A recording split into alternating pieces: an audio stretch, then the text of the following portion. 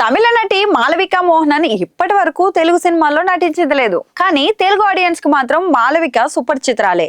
మాళవిక నటించిన ఎన్నో డబ్బింగ్ సినిమాలను తెలుగు ఆడియన్స్ ఇప్పటికే చూసేశారు. మాళవిక ఇండస్ట్రీలోకి వచ్చి ఆల్రెడీ 10 ఏళ్లు దాటుతుంది. 10 ఏళ్ల తర్వాత అమ్మడు ఇప్పుడు తెలుగులో సినిమాలు కూడా చేస్తుంది.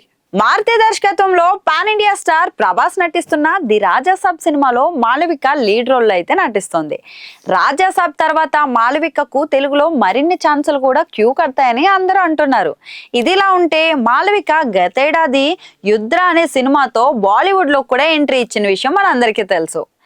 సిద్ధాంత్ చతుర్వేది హీరోగా రూపొందిన ఈ సినిమా అనుకున్న స్థాయిలో ఆడియన్స్ అయితే మెప్పించలేకపోయింది. ఇదిలా ఉంటే మాళవిక ఇప్పుడు మరొక బాలీవుడ్ కు సైన్ చేసిందని వార్తలు కూడా వినిపిస్తున్నాయి.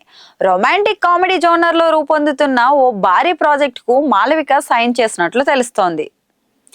ఓ భారీ నిర్మాణ సంస్థ ఈ సినిమాను నిర్మించిందని టాక్ వినిపిస్తుంది. త్వరలోనే ఈ సినిమాకు సంబంధించిన పూర్తి వివరాలను చిత్రం మేకర్స్ అయితే అఫీషియల్ గా అనౌన్స్ చేయనున్నారని మాళవిక సన్నిహిత వర్గాలు అయితే చెప్తున్నాయి. ఆల్రెడీ తమిళంలో పలు సినిమాలు చేసిన మాళవిక మోహన్ లాల్ తో కలిసి హృదయపూర్వం కూడా చేస్తోంది. మొత్తానికైతే మాళవిక తెలుగు, తమిళం, మలయాళంతో పాటు హిందీ భాషలో కూడా అవకాశాలు అందుకుంటూ ఆయా భాషల్లోని టాప్ స్టార్లతో కలిసి నటించే ఛాన్స్ కొట్టేసి తన సత్తా చాటుకుంటుంది.